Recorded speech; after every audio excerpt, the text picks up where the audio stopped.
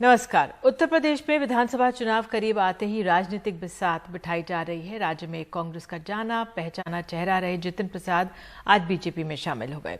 शामिल होने के मौके पर जितिन प्रसाद ने कहा कि वो कांग्रेस में रहकर अपने लोगों के लिए काम नहीं कर पा रहे थे। हालांकि वे राहुल गांधी के काफी करीबी रहे, 2 बार MP और डॉक्टर मनमोहन सिंह की सरकार में कई विभागों के मंत्री भी रहे।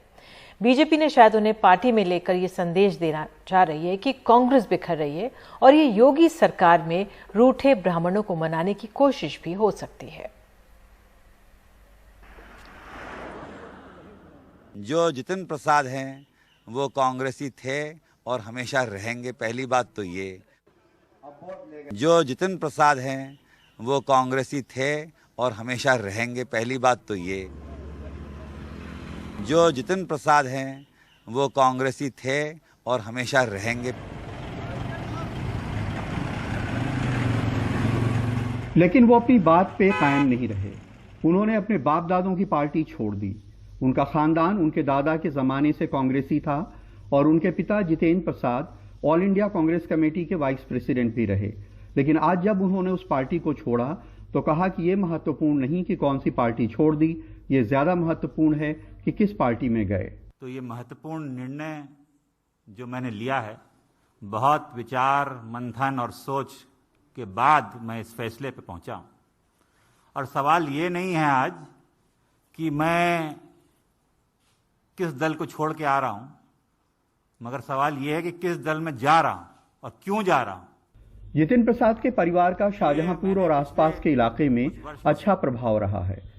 जितिन 2001 में यूथ कांग्रेस के महासचिव बने, 2004 में शाहजहांपुर से MP, 2008 में इस्पात राज्य मंत्री, 2009 में धौरहरा से MP और पेट्रोलियम राज्य मंत्री, 2011 में सड़क परिवहन राज्य मंत्री बने। लेकिन 2014 लोकसभा चुनाव में धौरहरा से चौथे नंबर पे, 2017 विधानसभा चुनाव में तिलहर से दूसरे नंबर पे और 2019 लोकसभा चुनाव में धौरहरा से तीसरे नंबर पे रहे। अगर आज कोई इस देश में असली माने में कोई राजनीतिक दल है जो संस्थागत इंस्टीट्यूशनल दल है, वो भारतीय जनता पार्टी है। बाकी दल तो व्यक्ति विशेष और क्षेत्र के हो गए, मगर राष्ट्रीय दल के नाम पे अगर आज भारत में कोई दल है तो भारतीय जनता पार्टी है। गंगा नदी पार कराई थी। प्रियंका गांधी पिछले कुछ वक्त से यूपी में कांग्रेस को जिंदा करने की कोशिश में है। कांग्रेस ब्राह्मणों को भी लुभाने की कोशिश कर रही है।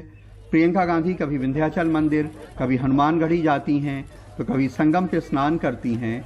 ऐसे में एक ब्राह्मण चेहरे के जाने का भी कांग्रेस को नुकसान होगा। जितिन प्रसाद के बीजेपी में जाने से बीजेपी को जितना फायदा है, कांग्रेस को उससे ज्यादा नुकसान है। बीजेपी ये मैसेज देने की कोशिश करेगी कि कांग्रेस बिखर रही है।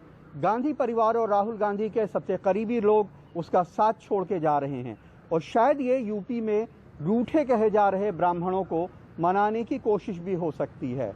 लखनऊ में कैमरामैन राजेश गुप्ता के साथ कमाल खान, NDTV इंडिया। पश्चिम बंगाल के बीजेपी नेता विधानसभा चुनावों और चुनाव के बाद अपनाई गई रणनीति को लेकर केंद्रीय नेतृत्व पर सवाल उठाने लगे हैं।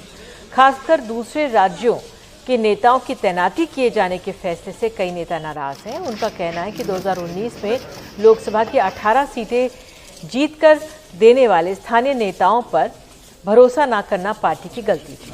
इन सबके बीच बीजेपी उपाध्यक्ष मुकुल रॉय की TMC में वापसी की अटकलें तेज हो गई हैं, क्योंकि कोलकाता में हुई बीजेपी की एक अहम बैठक से वो नदारद रहे। हालांकि इस बैठक में शुभेंदु अधिकारी भी नहीं पहुंचे, लेकिन वो केंद्रीय नेताओं से मिलने दिल्ली आए थे। कोरोना वायरस के इलाज में मोनोक्लोनल एंटीबॉडी का प्रयोग बहुत बड़ी सफलता साबित हो सकता है। दिल्ली के गंगाराम अस्पताल के मुताबिक 2 मरीजों पर मोनोक्लोनल एंटीबॉडी का इस्तेमाल किया गया और 12 घंटे के अंदर जो मरीज थे वो रिकवर हो गए। अस्पताल के मुताबिक 36 साल के एक स्वास्थ्यकर्मी को तेज बुखार, कफ और कमजोरी के साथ कई दिक्कतें हो रही थी।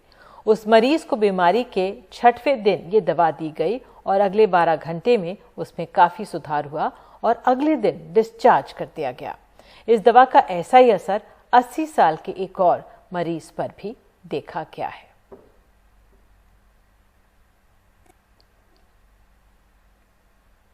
80 साल के बुजुर्ग जो शुगर और ब्लड प्रेशर के मरीज हैं, उनकी ऑक्सीजन सैचुरेशन 95% तक हुई। उनको 101 का बुखार आया।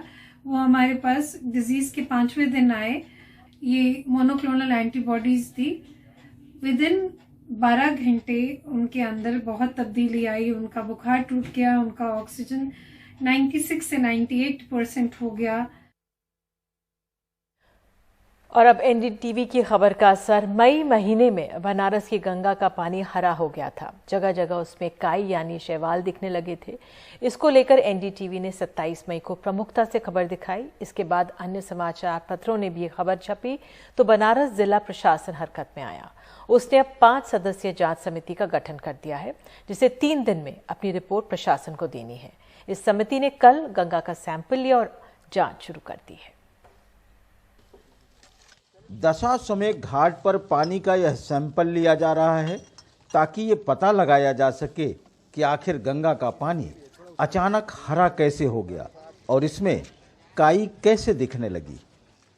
जिलाधिकारी महोदय द्वारा कल दिनांक 7 तारीख को 5 सीनियर ऑफिसर्स की एक कमेटी गठित की गई है। हम लोग आज स्टार्ट करने जा रहे हैं कि इस ग्रीन एल्गी जो आया है इसका अभी स्रोत क्या है और इसका हम कैसे इसे निजात पा सकते हैं। तो अभी आज हमने सैंपलिंग किया है। अभी टीम मूव करने जा रही है। उसके बाद में हम वास्तविक स्थिति से आपको 10 तारीख को अवगत कराने की स्थिति में होंगे।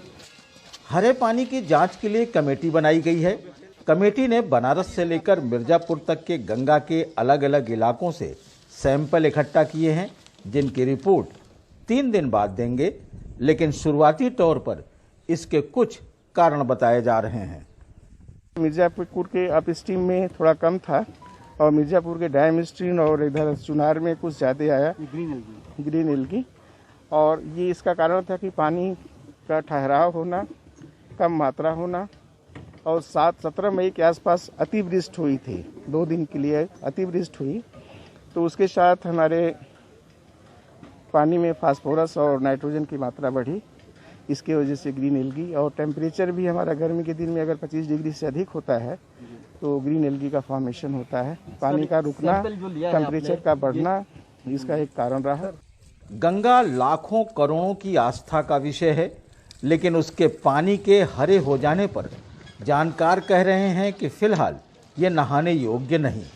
आचमन योग्य तो हम नहीं कह सकते, लेकिन नहा सकते हैं। ऐसा नहीं है कि कोई आज की जो स्थिति है किनारे पर तो नहीं, अभी हम तो मना करेंगे कि अभी ना नहाएं तो ज़्यादा ठीक है। गंगा की इस दुर्दशा से गंगा प्रेमी बेहद दुखी हैं और उन्हें लगता है कि गंगा कहीं हमेशा के लिए अपनी अहमियत न खो दे। दशकों से गंगा के लिए बड़े बड़े वादे किए गए, लेकिन इसकी हालात बद से बदतर होते चले गए और अब तो इसके शरीर का हरा पानी बता रहा है कि गंगा वेंटिलेटर पर जा चुकी है, जहां से रिवाइवल के लिए सिर्फ दावे और इस तरह की जांच कमेटी का नहीं, बल्कि बड़ा और मजबूत कदम उठाने की ज़रूरत है। नहीं तो कहीं आने वाले दिनों में गंगा सिर्फ किताबों में न रह जाए। वाराणसी के गंगा घाट से पुरुषोत्तम के साथ अजय सिंह, एनडीटीवी इंडिया। मुंबई सोमवार से अनलॉक तो हो गई, लेकिन मानसून की पहली बारिश ने उसे फिर से ठप कर दिया है। बारिश से कई इलाकों की सड़कें तालाब में तब्दील हो गईं, सड़कों पर गाड़ियां फंसी रहीं। मौसम विभाग ने मुंबई और आसपास के इलाकों में 48 घंटे के लिए भारी बारिश का अलर्ट जारी किया है। बांद्रा पश्चिम की रेलवे कॉलोनी में तो पानी लोगों के घरों में ही घुस गया। वहां से ज्यादा जानकारी दे रहे हैं हमारे सहयोगी सुनील सिंह। इस समय हम मुंबई में बांद्रा पश्चिम railway colony Gaiety Galaxy theatre है, उसके सामने का इलाका है, वहाँ पर आए हैं और देखिए कि क्या आलम है इस कॉलोनी का और कैसे लोग रह रहे हैं। ये एक घर में हम आए हैं, पूरा घर पानी से भर चुका है, कपाट तक पानी में है। आगे रसोई घर अगर देखें तो वहाँ पे भी पानी भरा हुआ है। तो तब से आप लोग ऐसे ही खाट पे बैठे हुए हैं? हाँ, ऐसे ही बैठे हैं जब से। और बेटा तुम क्या कहोगी, पानी में एंजॉय किया, मजा लिया? यस। पानी में उतरी थी तुम भी? तो बाहर यहाँ सूखे में बैठी हो। हाँ, थोड़ी देर उतरी थी, बोला उतरी थी, खेली थी, फिर आ गई कपड़े चेंज करके। और मैं दूसरे घर में आ गया हूँ। बड़ी मुश्किल से कम इतने पानी में होते हुए यहाँ तक पहुँचा। हालांकि घर में पानी यहाँ कम है, लेकिन घर में देखिए किस तरह से पूरा पानी फैला हुआ है, पूरा घर पानी हुआ है। तो नुकसान भी हुआ कुछ? अरे नुकसान हर साल ऐसे ही होता है, कौन अभी इसको भर के देगा। सही बात है, सब तरफ पानी है जहाँ भी। भाड़ा का भाड़ा भी पैसा तो उतने काटते हैं। अस्थाई इलाज मुंबई बीएमसी, जो कि सबसे धनी भारत की बीएमसी है, वो भी नहीं खोज पाई है। लिहाजा आलम ये रहता है कि लोग घंटों इसी तरह से पानी में रहने के लिए मजबूर होते हैं। मुंबई से कैमरामैन संजय मंडल से सुनील सिंह, NDTV इंडिया के लिए।